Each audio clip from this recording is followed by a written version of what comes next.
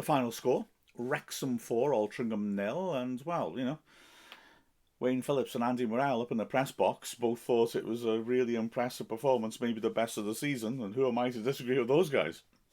This was a really good, comprehensive win. Have a look at Luke Young's post-match interview because he really, I think, analyses it very nicely on the club's YouTube channel. We were patient when we had to be. We wore Torquay. We wore Altrincham down, and then ultimately we started to pull them about, get into the position where we could put good balls in. And, well, 4 fantastic goals, which was the best one. Take your pick. Could have had a goal of the season in this match. Anyway, Wrexham starting off with Jordan Davis in midfield for Elliot Lee, the only change. And Altrincham, to be fair, are a side that moved the ball around well. They got some good young players, some good individual players. And they were also hampered by the fact that their striker and captain, Jordan Hume, was stuck in traffic. You've got to have some sympathy for him, although Altrincham have been warning their fans all week that the M56 was going to be closed, so maybe he should have been paying attention to his club's social media channels. Anyway, he was named on the bench. He got on for the last 20 minutes, by which point the game was gone. And Altrincham, like I said, moved the ball around well, took the game to us, kept the ball for good periods in the opening stages, but didn't threaten, really. Wrexham's defensive shape was very sound. Tunnicliffe certainly, adds a real sense of experienced defensive play to the side. And we made Altrincham pass around in front of us, and then we started to create chances. First in the 5th minute was a mistake. In fact, I've got to say this is something that I'd be concerned about if I was Phil Parkinson. Not Wrexham's manager, the Altrincham manager, Phil Parkinson. Because this is, like I said, a nice Altrincham side, but they've, they are quite young. Maybe they're just making the odd mistake. And certainly in the midst of the nice passing, there were sloppy moments that gave us chances to attack. And there were also points scattered throughout the game where we won the ball back a bit easily. We just seemed more muscular than the Altrincham side. This first chance was just a misplaced pass. Con Clark, who was very good actually for Altrincham after scoring a brilliant winner against Oldham in midweek, tried to pass the ball into his own half, gave it straight to Mullen, who went charging through the middle, and from 25 yards out lashed a shot which rose and went over the bar, but it was a statement of intent. The next moment of danger came when Young had a free kick on the right side, swept it in the goalmouth. Mullen didn't have much chance of winning it against a big centre-back, Jones, but he inconvenienced him. And the ball span on to Tozer at the far post. He pulled it back nicely. Davis drove a shot on target, which was deflected wide. Then is Hayden feeding Mullen, and typical Mullen, getting the ball about 25 yards out, right of centre, cutting inside and trying a curler from the edge of the D, which just skimmed the bar. Unlucky, the keeper beaten. But Mullen would have his moment, and what a moment in the 31st minute. It started off with James Jones on the right-hand side, sweeping a ball into the far post. Palmer looking to attack it. It would have been a tap-in. He was inside the 6-yard box, was surely fouled. And I, in commentary, I've got to be saying I was demanding a penalty. I was astonished when it wasn't given. I'm glad it wasn't, though, because Palmer managed to deflect the ball towards goal, but he couldn't put it on target. It went across the face. Anthony Ford pricked up on the right, dinked it back in, and Mullen, about 8 yards out, made contact with the most beautiful overhead kick, put it in the bottom left corner. Brilliant goal. So, yeah, I'm glad there was no penalty, because we got to see Mullen's genius instead. Wrexham ahead. The crowd erupted, as you can imagine. There was a real sense of confidence and well-being. We'd had to work hard for that breakthrough, but once we got it, you really thought, okay, we will build on this. Didn't realise how right we were. 2 minutes, 18 seconds later, it was 2-0, and it was a lovely, lovely goal. A goal which I think just talks about the quality of this side, not only because of the economy of movement and touches in it. It was so well drilled, but also because it just felt a bit inevitable. Once the move started, you just thought Altrincham were in trouble here. It started McFadden made a drive down the left-hand side. He lost the ball, but then came back and tackled Con Clark. And after that, it was just really good, snappy stuff. He immediately looked forwards and hit Mullen. Mullen popped an immediate bar square to Palmer, perfect weight on it, and Palmer addressed it just inside the box, beg your pardon. I'm not hiccuping, I'm buffering. And swept a brilliant first-time right-footed shot across the keeper and into the bottom right corner. Fantastic goal. And after that, it looked like the floodgates could open. Davis with a fantastic turn in the centre circle, completely beating his man. He worked it out to Ford. He stood the ball in, and Palmer had a decent half chance about 8 yards out, but completely misheaded it, and the ball didn't threaten the goal.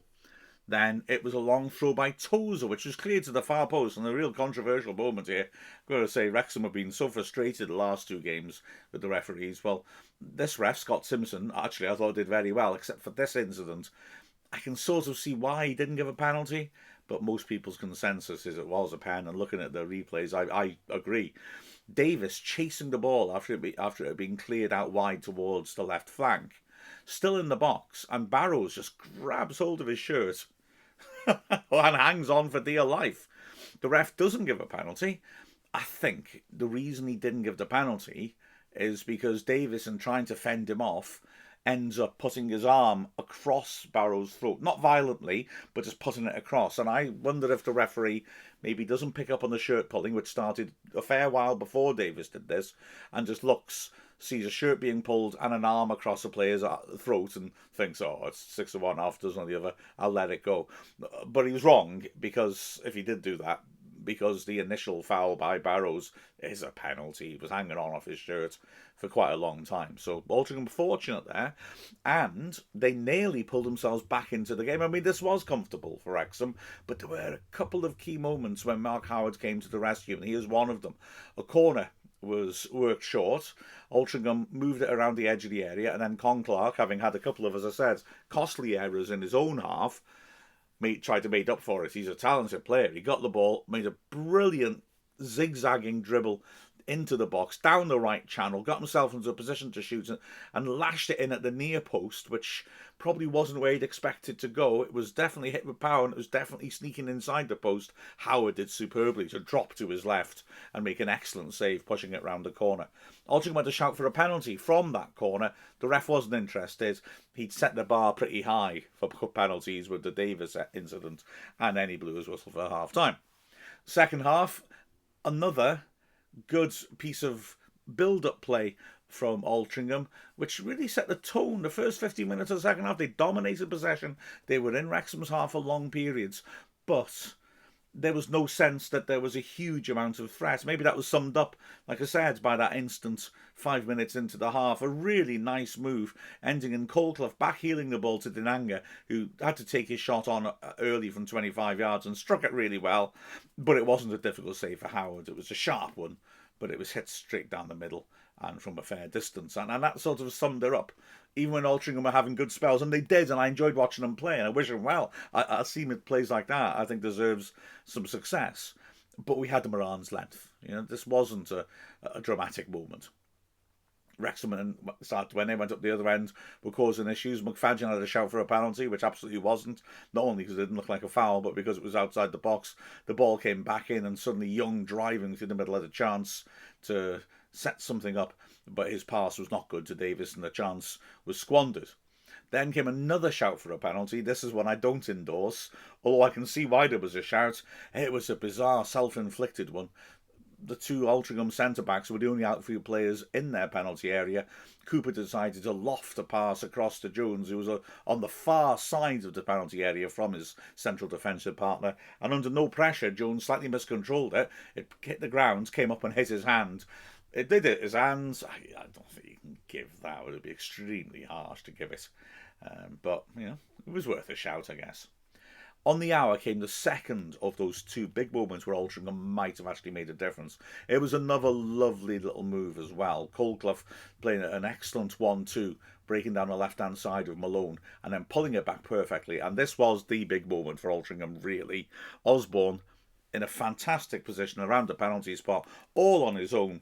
Surely had to score, and he scuffed it horribly. It dribbled wide of the post, apologetically, a dreadful contact, and Wrexham was safe. That came just after a really moving tribute for Nigel Williams, who was there, as always, waving his shirt above his head, celebrating on Tuesday night, but sadly passed away the next day. And it was an excellent, well-observed minute of applause, including some of his friends at the back of the stand waving their shirts. And well done to them for that. Well done to Liam Roberts as well, because the start of his vlog on this game features a really nice, heartfelt tribute to Nigel Williams as well. So obviously our thoughts go to his family, but it was nice to see Nigel's own doing him proud at the racecourse. And the team now started to get a lift from that mistake. It was almost like a switch being flicked, that applause, and Wrexham started to get on top of things and dominate in the second half. It opened up with a cross from the left-hand side from McFadden, which came to nothing because Davis and Tunnicliffe both attacked the same ball about 8 yards out and got in each other's way. But a minute later, Wrexham were ahead. Were further ahead, I should say. And it was another lovely goal. A great bake down the left-hand side by McFadden. He got into the box, squared it for Palmer, who pinned his man, rolled him, and hits a cracking little finish across the keeper into the bottom right corner. A fine goal, Palmer, on a hat-trick.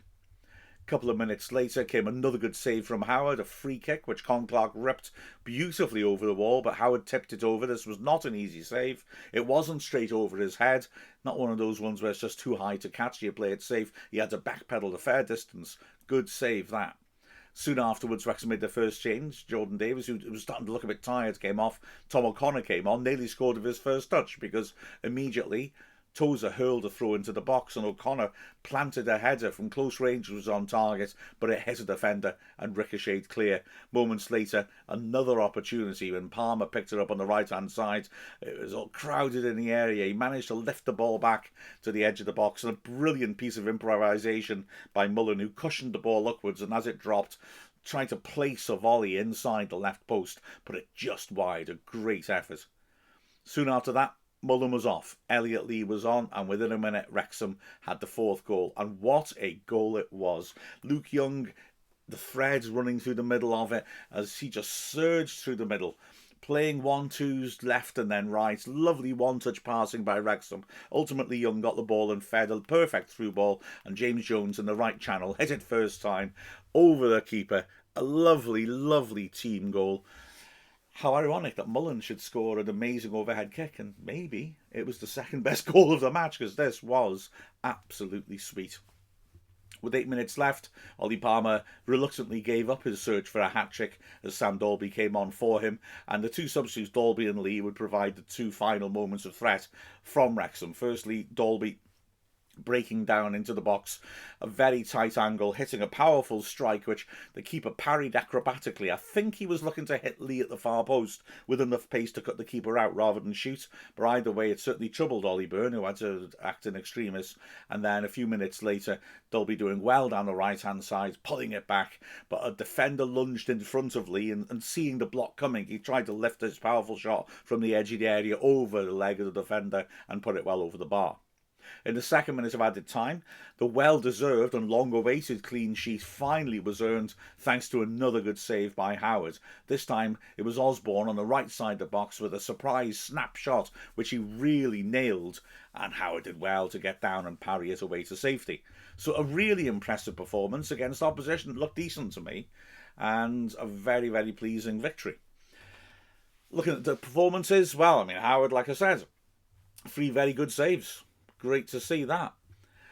Looking at the back three, didn't have a huge amount to do in terms of being massively tested, but they were a good unit. The 3 of them were rock solid. Again, Tozer caused problems with his throws. Hayden wearing a shirt that was one size smaller to avoid having the sort of shirt tugging that happened on Tuesday by Halifax defenders. Didn't actually get any chances on goal, but was strong and at the back and took the ball forwards decisively. He was good at joining in. Tunnicliffe again just looks like a class act at centre back. So the 3 of them were a good unit. Ford and McFadden were both excellent. Ford, some of his delivery was terrific, and he was breaking up and down. Made one brilliant recovery run as well. McFadden on the other side was a man of the match contender. He's set up 1 goal. A lot of spade work done for another. It was coming in narrow and driving through the centre, and was a real presence throughout the game. The centre of midfield, Jordan Davis had a very good game. I think I say he's still, getting fully fit, and he looked a bit tired at the end, but that's fair enough. He put a lot of good efforts in, a lot of good runs as well, and some lovely switches from side to side, opening up play. Luke Young, those driving runs again, those typical driving runs, terrific. He really is. He's in a sort of excellent form where you almost don't notice him because he's just has his standards so high and keeps meeting them. And well done, James Jones again. Excellent energy, deserved his goal. But just again, the amount of ground he covers, the amount of work he puts in, his ability to keep going to the end. Good performance by Jones. Up front, the two strikers again were terrific. I'll go Palmer man of the match because he scored 2 goals and did a lot of other good work. He really troubled the centre-backs, a bit too strong for them. Mullen was good as well. I mean, that lovely improvised shot that went just wide, he was really unlucky. And that remarkable shot on goal. It was great stuff. And the 2 subs, Lee and Dalby, both came on and again made an impression. Lee loves linking things up. Dalby has had 2 short 10-minute cameos now where he's really buzzed around in the opposing box and caused issues. So great stuff. All looked really, really good. Nice to watch. And Wrexham, halfway through now, this 4-match home run. 2 wins out of 2. Not bad. Tuesday night's massive for me because we just need to make sure we get a 3rd good win. Just to keep that pressure on. We're starting to burn off the teams behind us now. Solihull Moors dropped 2 more points. Chesterfield are in 3rd place now. They're already 5 points behind us. We just need to keep racking these wins up. Keep looking strong at home, not only because of pressure on Notts County, but because it turns a title race into a 2-horse race so that we can work on making County crack. But that was good. Really good performance. The highlights will be out on YouTube at midnight. And then, of course, we go again with all that good stuff for Maidenhead on Tuesday night, where we can listen live on Wrexham Player. The Hot Take podcast soon afterwards. The full podcast, this one, will be the next day. Good stuff. So, please subscribe, please hit like buttons, do all that lovely stuff, and we'll see you on Tuesday with the final score of Wrexham 4, Altrincham 0. I'm Mark Griffiths from Wrexham AFC.